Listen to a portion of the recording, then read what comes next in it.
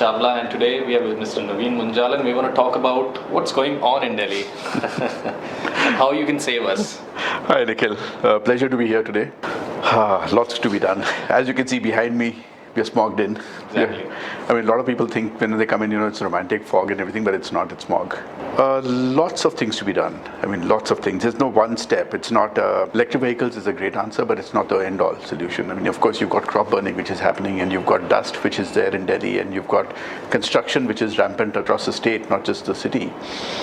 And then on top of that, you've got vehicles, which are there. We've got a very, very large population of vehicles in Delhi alone. So lots needs to be done. Now, to start with, what you have to do actually is you've got to start reducing the maximum vehicles that we have on the road are two-wheelers. It's not the four-wheelers. So doing an odd even is not necessarily going to have the same impact as you would like it to have. Sure, it takes some vehicles off the roads, but it's got this counterproductive stuff also that happens with it. So the first thing that needs to be done is that we have to start adopting zero emission vehicles we have to get those into our system in a mass way, not just getting them in a nation, not just saying that we're going to get the premium end of it or anything. We've got to get it into the mass way. We do understand and we do know that electric vehicles from a capex point are more expensive than an IC engine vehicle, but your running cost is lower. So now to make it easier for the consumer to adopt these vehicles, you have to subsidize him or you've got to incentivize him in some form. So it's got to be a carrot and stick approach. That is the kind of a carrot that you have to give the guy. The other approach could be to use a stick and say that certain cities or certain areas completely banned. Mm-hmm. But we don't expect that in India, and we're not even advocating that kind of approach. So what we're advocating is that give this certain stimulus in order for people to buy this, because they are, at the end of the day, if you look at electric versus IC, if it's a similar performance vehicle, your electric will always be about 2x the price, simply because of your batteries. Exactly. The running cost is a different story, and TCO is a different story, but your initial purchase price is higher. So if the guy is buying a vehicle at the similar price as the IC engine, then the performance is a lot lower. Now, if your performance is a lot lower, you've got to incentivize the guy somehow to buy that vehicle. Very true. There are numerous reasons why people are buying vehicles, electric vehicles. Ease of use, no going to a gas station. The batteries are portable. So you take it up to your apartment if you're living in any part of the country, and you're living up in the 10th floor, you don't have to worry about if there's a charging infrastructure on the ground floor or not. Just take the battery up to your apartment, 7.5 kilos. Second is you're not going to a gas station any longer. So for women drivers, for a lot of other people, they don't want to go and stand in a line at the gas station. Third, of course, is the environment. There's zero tailpipe emissions. So with zero tailpipe emissions, which means you are helping to clean up your act here. And on top of that, if you're saving money, then that's an additional incentive that you have. So there are numerous reasons why one needs to go electric when it comes to vehicles. And the easiest to do that is actually in the two-wheeler segment. Simply because the distance covered is low, the speed that you go at is low, and safety is a paramount factor. So what you need is a vehicle which is going to take you from A place to B place, and in a very safe and a controlled environment. And that's what electric does for you. I have a feeling that Hero Electric can democratize the EVs, and how do you plan to do that? Because I drove it, tested myself, and had it for a month to test it, and I was really happy and cherished to do it, because it was an experience that I didn't expect from an EV. I was expecting very low performance and range anxiety, and I didn't have any of such feelings. My wife was so happy riding it around. She was like exactly the points you mentioned. You didn't have to worry about going to a fuel station, no mechanic visits, no maintenance problems, no crickle crackle, nothing. It was really smooth ride, because when you're a first-time rider, like my wife was, she was like really amazed to see how light it was and how easy to maneuver it was. So I see your company as the one that democratizes the EV race in India. How do you see that happening? See, we've been in this space for way too long now. It's been like 12 years since we've been in electric vehicles. I mean, I started doing electric vehicles about 19 years back, but that was way too ahead of its time. Market wasn't ready, we probably weren't ready. But we've been in this now for about 12 years. Now in this, we've gathered immense amount of knowledge about what works, what doesn't work, and how to make it happen. Not just us. I mean, if you look at, I've got people working with us within the company who are there for over 10 years. They've stuck with us through thick and thin. My dealers. So I've got, let's talk about us having a long-term vision. I've got a lot of dealerships who have been with us for over 10 years now. And when I ask them, why did you stick through all of this? Because you weren't making any money, you were losing immense amounts of money. They say, because we believed in you. We knew that you were this thing. And then I've got now dealerships and people coming in and wanting dealerships saying that, I'm doing what I'm doing, but I want my son to be doing something cleaner. something better for the environment. So there's no substitute for knowledge. There's no substitute for experience. So we do have immense amounts of experience and knowledge within the company. There are limiting factors which exist at this point of time in terms of, one, awareness is very, very poor across the country.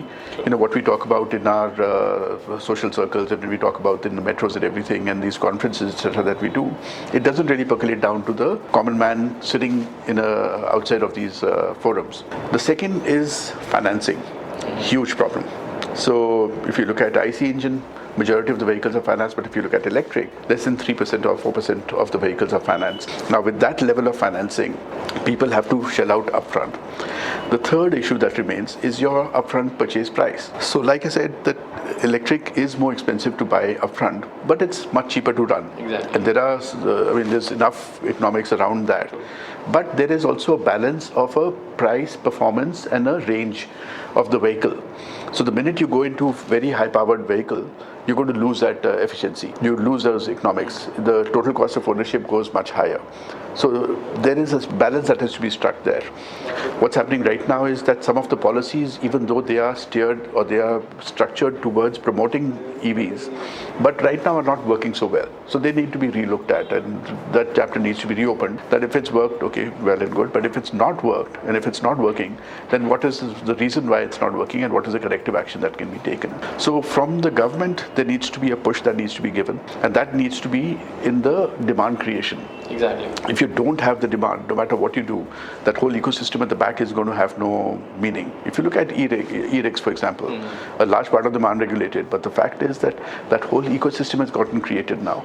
Now you can dictate it. Now you can say, okay, I want it to be localized and I don't want it to an imported component in it, and I want it to be regulated and I want certain speed and this thing, but because the volume is there. True. So you can't do that. In our case, where the volumes are still small, to 100% localize on day one suddenly is a difficult task. Your prices are going to go up. You have to have a balance of demand and supply. Now in this case, what you need to do is have a phase-wise, milestone-based structured localization plan, which we have for internal listing. But and once the demand comes, then localization will automatically happen. So there are numerous factors which have really got to work in order for this industry to really take off on the S curve. I agree with that. I was some part of my life I was in the UK, and when the EV burst, EV vehicles started coming in, I saw the government pushing it. No charges for parking, rebates on the car, prices lower than the usual cars. We didn't see that happening in India, and I'm really disappointed that the government is not pushing it. Instead of giving a good rebate on buying an EV, we had to pay more, like almost double the cost, because some parts are obviously imported and the batteries are imported. And I don't know why and how long will it take for them to set up in India. And as you mentioned, that it cannot happen on day one. It will take some time to do that.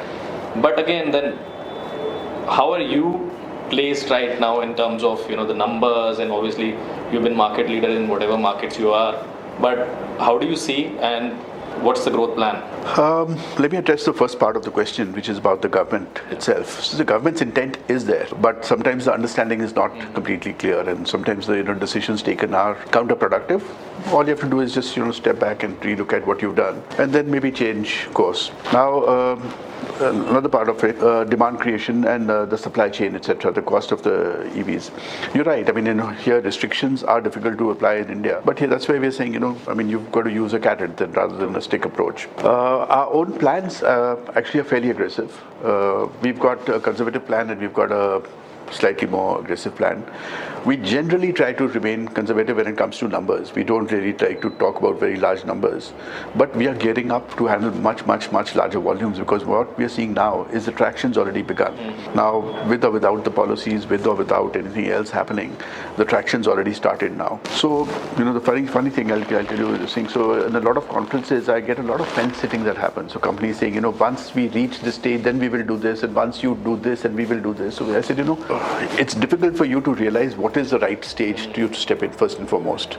Second, please sit on the fence, just keep on talking about it, because the more talking that you're doing, the more PR that you're creating. The more PR you're doing, the more demand that's getting created. And by the time you decide to jump in, I don't know whether there's going to be room for you to come in, or it may be too expensive for you to come in. So a lot of companies don't understand this. So if you believe that the shift is going to happen. Now, whether that's going to happen in the next 3 years or 5 years or 7 years or 10 years, you've got to have a long-term vision. And if you believe that the shift is going to happen, then you jump in. full hog. Exactly. Not to say that, I mean, I've had companies who are talking about charging infrastructure, we'll set up, we want to set up for you. And we said, okay, fine, what are you, this thing? In Delhi, we'll set up 5 stations for you. We said, that's crazy. That's not going to give you any significant results at all. If you have to be in Delhi, then you have to set up a few hundred. Exactly. That's where you're going to then realize whether it's working or not. But they don't have the risk-taking ability or the foresight. So they believe that this is going to happen, but everyone wants to take it a step at a time. So what we are doing is we are going all out. We are increasing our capacity. Our plant is already in Punjab is already running at full capacity. So we are going to be increasing our capacity further to be able to handle much larger volumes than what we are currently doing. On that point, where do you see the most demand coming from? Is it still the metropolitan cities getting EVs, or do you see any smaller cities also really trying to capture the... No, it's not just the metros alone. Okay. It's the smaller cities as well. So as we are expanding, our dealer network is expanding. So we are now at about 600 plus touch points across the country. By next year, we're going to be about 1,000 plus. Now, some part of that network is sub-dealers. A large part of that is dealers, and then we've got our sub-dealers. So through the sub-dealers, we are able to go even to rural areas, which we could not with the dealer. Because with the dealer, you've got to have a certain volume, and then, truckloads of vehicles go to him, and plus the ability to buy upfront, etc. All of those problems exist. But with a sub-dealer linked to a dealer, he could easily offtake 2, 3 vehicles, and you don't have to have a full service setup that you would have to have at a dealership level. So as we're expanding our dealer and sub-dealer base, we are going rural as well. And we found tier 2, tier 3 cities, some of them, where the per capita volume is much larger than any of the metros. We've got Haryana, and we've got numerous cities for that. We've got UP, we've got numerous cities. Tamil Nadu, we've got cities for which are doing that. Great to hear that. So let's talk about why we are here today. We're talking about the eco helmet, the green helmet, and the eco hero. What is it about? So we are talking about Code Green. Okay. So this is a concept which we've been dabbling with for a long time, actually. Okay. So even, we've been doing a bit when it comes to the environment. So this building that we are in is actually a green building. We're getting certified, I think, tomorrow as a gold green building, this thing. No plastic at all. So we've completely stopped plastic from coming in. Our roof is all solar. I would love to show you at some point of time. So just above this, so we've generated about over 50 kilowatts of solar power. So I can see a lot of natural air purifiers around me. Yeah, so we've tried to introduce plants into the office as much as we possibly can. We believe in that. We believe in being a green company. So we've been dabbling with this concept. So earlier when we had, or even last year, the second time around and the first time around. So what we did was we did 18,000 rides, free rides for customers. Okay. We weren't even customers, these are just general public. So we would be waiting outside metros, say in CP area and Green Park and Hoskas and other areas with vehicles, with electric two-wheelers. And anybody who came in from the metro and going to a particular area within a 3 or 5 kilometer radius, we were actually providing them a ride free of cost. So last mile connectivity. Problem for everybody, you did that. Absolutely. So we were doing that as a part of getting people to experience what an electric electric vehicle is. Just like you said, when you got on it, a lot of people when they got on it, they were thrilled about the whole concept. The instant acceleration is adrenaline rushing to me. Now, whether they got converted or not is a secondary issue. So that's a long-term strategy. But the idea was to get people to start looking at electric vehicles and start thinking about them in a different way. So when we've done a number of these activities and we continue to do them across the country, so we thought let's give it some kind of a framework and some kind of a structure. So Code Green came by, and part of that, the first initiative that we've done from there is the green helmet. Okay. Now this green helmet is that we said, why don't we honor the people who are actually taking the biggest risk? True. And that is by buying a vehicle. True. So when they're buying a vehicle, they are the ones who are the green warriors, so to speak, because they are maybe the early adopters for technology or whatever be the case, but they're also buying it because it's doing something good for them. And while it's doing something good for them, it could be ease of use or cost or whatever, it's also doing something good for the environment. So why don't we honor those? So we've started giving out, we're going to be giving out about 30,000 of these green helmets to people who buy our vehicles. And then we're giving them a letter from the company saying that, we honor what you're doing and we welcome you to the Hero family and all of that stuff.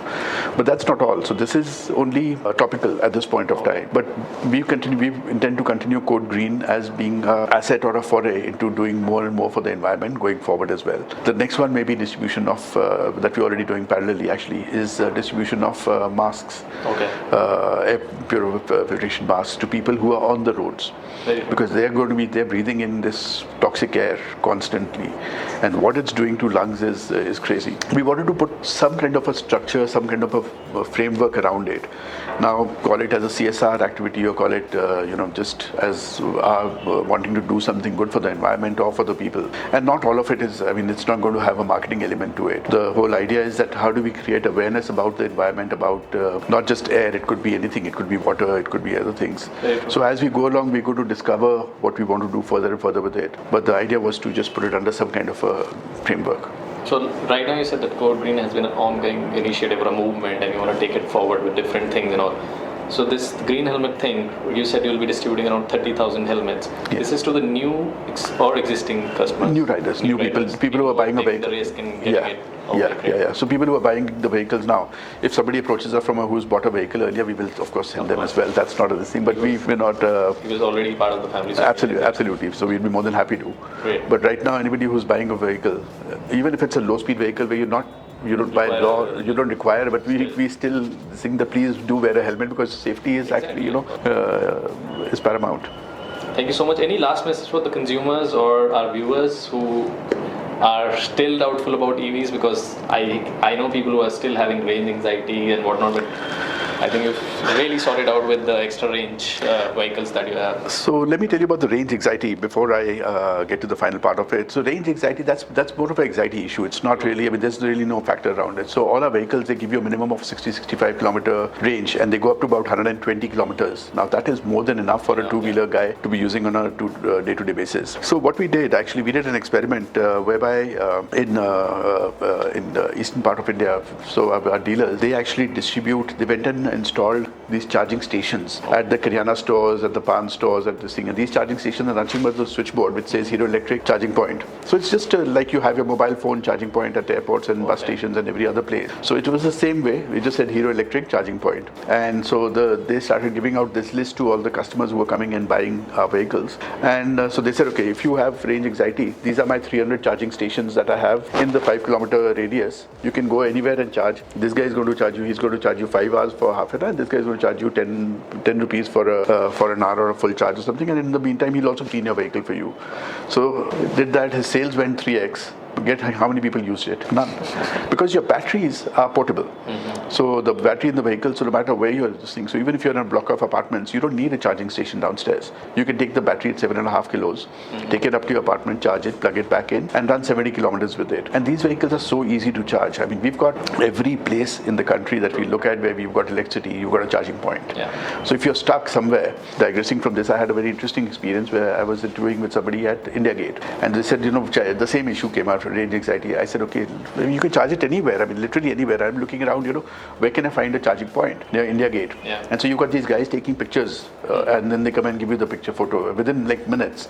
So I said, there's got to be some kind of a printer somewhere. Where's the printer? So he says, behind the peed ke piche hai. So I said, dikhao zara. So he had a battery there, and he had a printer plugged to the thing and a computer there. So he was just, he would insert the SD card and just print out a picture. I said, okay, let's see. So I plugged in the vehicle take out the printer, plugged in the vehicle and start charging. That's how simple it is to charge. So there is absolutely no issue in range anxiety. I'm yet to hear of people who've been stranded because of range issues. Sure, if there is this thing, you can plug in anywhere. Normal IC also, if somebody gets stuck, it happens with petrol engines also. It's not it's your judgment and how much till the last minute you don't. Absolutely. So that's if people feel it. We address it by putting these charging points and charging stations across. Plus, also what's happening is as the government is pushing electric mobility, they are going to be enforcing and they are going to be telling that start installing charging points. And we don't want you to install very expensive charging points at all. Just a normal 15 amp or 5 amp charging point. You can just plug in your vehicle and charge. So that should take care of the range anxiety issue. Besides that, I don't see any other issues that really come up and people talking about it. Financing is, but I told you about financing already. All in all, electric vehicles are here to stay.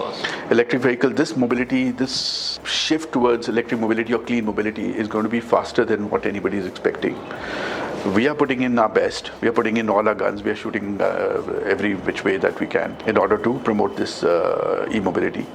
And we think this disruption is inevitable. This disruption will happen for sure. So for any non-believers out there, believe it that electric vehicles have arrived and they've arrived to stay. And they're only going to expand. So please start looking at it from that perspective. Look at the environment. And while looking at the environment and while the ease of use, there is also a saving on the pocket for you because these vehicles are extremely cheap to run. They are much cheaper than any IC engine vehicle. One part of it is the environment and the ease, but it's also healthier, it's better on your pocket. The service cost is much lower. The batteries are warranted for 3 years, and after 3 years, you will get value back for the battery that you will be giving back to us. Yeah. And the battery cost would have come down also by then. Yeah, exactly. So the cost of replacement of battery would be much lower than what it is today. And you're doing a bit for the environment. So please, for anybody who's bought our vehicles, thank you for being a part of the family. And anybody who hasn't, who are sitting and thinking about it, please go, try it out. The wind on your hair, the wind on your face, and no noise. It's absolutely a pleasure. Yeah, Thank you. I can vouch for that. Thank you so much. Thank you, Nikhil.